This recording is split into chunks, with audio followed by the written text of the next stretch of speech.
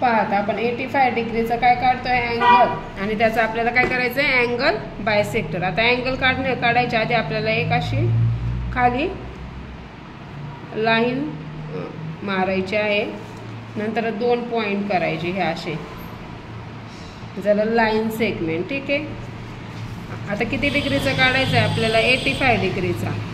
तर इथं जी ही रेषा दिसते बरोबर ती रेषा आणि हा इथं जो पॉइंट आहे हा तो काय करायचा ह्या पॉइंटवर ठेवायचा आणि रेषा बरोबर ही लाईन बरोबर ह्या लाईनवर आली पाहिजे बरोबर। काउंट करायचं 10 20 30 40 50 60 70 80 आणि किती 80 आणि इथे ही एक दिसते 100 आणि 80 आणि 90च्या मध्ये एक लाईन दिसते ती काय झाली 85। ड्रॉ करून घ्यायची। हा झाला 85 डिग्रीचा अँगल। आता तो काय करायचा आपल्याला बायसेक्ट करायचा आहे।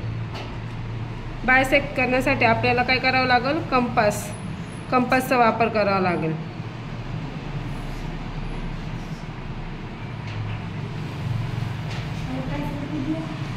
ही पेन्सिल आणि हे कंपासचं हे टोक दोन्ही पण काय पाहिजे समान पाहिजे बरोबर समांतर करून घ्यायचे ते।